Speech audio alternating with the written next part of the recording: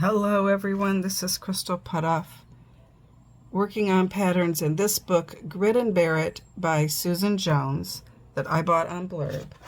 This was the first egg that I attempted to do. It took me a couple of times to draw it, and I did the pattern a little different. I did the designs a little different. I couldn't see the top or bottom, so I made that up. But anyway, I liked it, my first time doing this. A lot of times when I do something like this, then I try to do it on a goose egg. But learning to draw on the grid is different for me.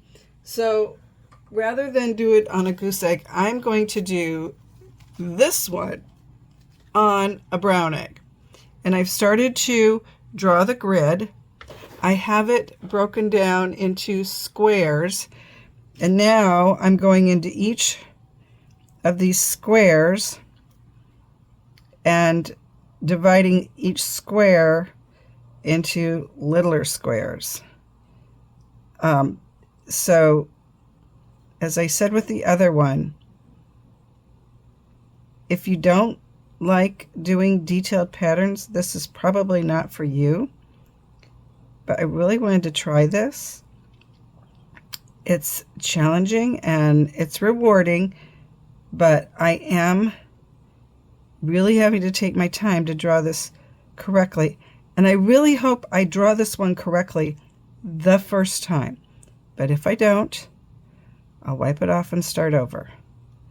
So I'm going to keep drawing this grid. It says it's on a 36 square grid. I think I counted it out right, but we'll find out. So I'm slowly making some progress. I have to say these arms look longer than those arms, but I'm going to keep going. We'll find out. I'm pretty sure I measured it right. I'll find out soon.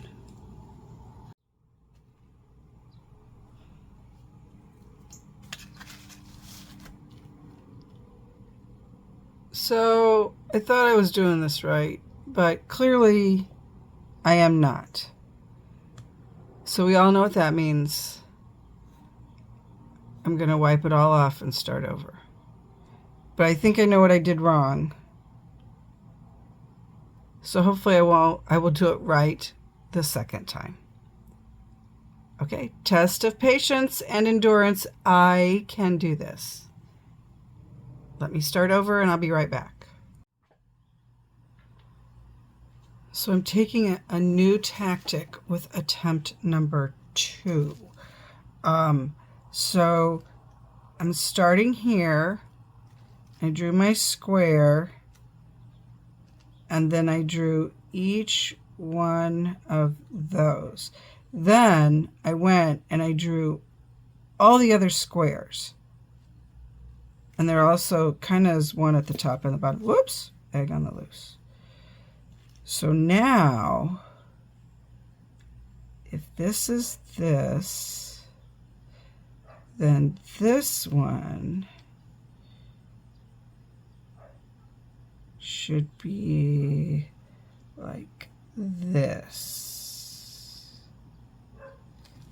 And it will go like that. And like that. And that one will come down here. And there, it helps. I think it's helping me to have these squares drawn first. Oh, my apologies. Okay. All right, so I did that. Now I have to figure out what I do here. So here,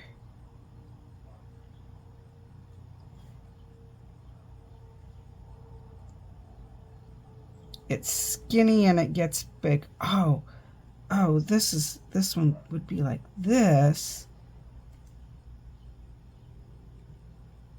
Oh, I think I did it. Oh, okay. Okay. Yeah, okay. I think I got it. I think I do. Okay, and then down here. Okay, so it's every other one. Wow. Okay, I got it. Okay, that looks better. So then this one would go like this. I did it. I did it. Because before I wasn't getting this triangle area here. You know, this, well, here. I wasn't getting this triangle area. It was some weirdly shaped thing. Okay. Okay, I'm so excited. I'm excited. Okay, I got to finish. I got to concentrate. Calm down. Concentrate. And then keep drawing it and start putting the wax on it. Now I'm excited. Yes, folks, she did it. I got it drawn on there. Now the top and the bottom didn't work out. I kind of had to make that up. So that'll happen later. Anyway, I'm like, yeah, I did it. It's not as nice as it is on here, but you have to remember that this is a flat surface and this is a round surface. So it might not come out to be so perfectly aligned. And it's my second time trying to do this, but I'm pretty happy about it. So I'm going to start waxing it. This one I intend to do some etching on it, probably to get rid of some of these really dark lines that I had to draw. So I'm gonna draw the lines. I'm gonna write the lines that I want to be this color, which will definitely be the outline, and then probably some other elements, and then I'll etch it and see what happens. If I dye it a color, I'm not sure. I might just do 2 etchings, but we'll see what happens.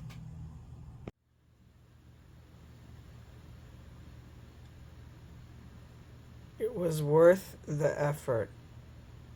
I have it drawn with the wax. I've written all the wax on the brown shell. I have decided that I am going to dye it in the light blue, is what I'm thinking about doing at the moment. Well, I am going to dye it in light blue, but I thought I knew where I was going to put the light blue in, and now I'm changing my mind. But first I have to dye it light blue, and then I'll decide where I put the wax. Oh! I'm so excited, the egg is just flying out of my hand. So this is the light blue over a brown egg. And I've talked about this before, when you do colors on the brown egg, they're a little more muted. And I have to say, I really love this color. So I have rethought what I'm going to cover with blue. So I have a lot of waxing to do now, because I have now, originally I was going to put the blue in these areas, but I think I'm going to make the cross that color. So I got a lot of waxing ahead of me, and that's okay. That will give me lots of time to meditate and pray on the Holy Spirit covering me with wisdom, strength. Those are the things, patience. Those 3 things I really need a lot. So I have a lot of time to pray about that. That's a good thing.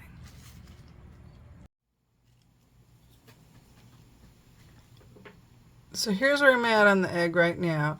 And I will be the first to admit that probably the sequence of colors might seem a bit odd, because after I waxed all the blue, then I dyed it black. And I've waxed all the black parts, which is mainly these diamond shapes in here. And now I'm going to etch it. And the reason I did it in this order is I'm going to try to get a really, really light etch. And sometimes when you go that deep with the etch, sometimes I have had trouble with the colors taking. Now this is an egg that was given to me by someone who raises chickens, so I know this is a really good shell, and it's taken the dye really well. So I hope it's strong enough to hold up to the etch. I would really like to get a very light color. We'll see what happens. As you know, I often chicken out when I try to do the etch. So we'll see what happens. I'll be back with it etched, and we'll take the wax off.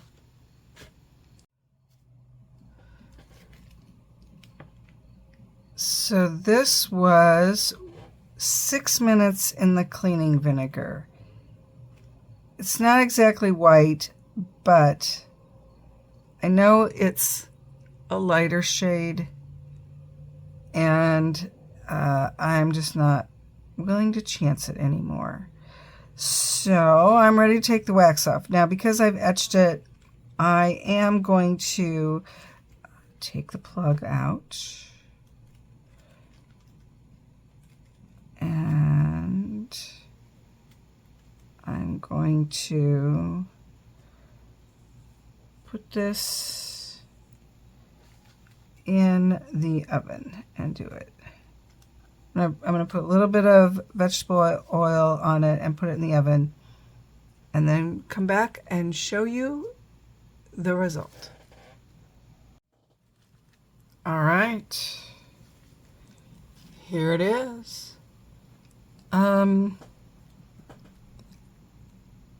I like it. I like it. It turned out different than what I thought it was going to be.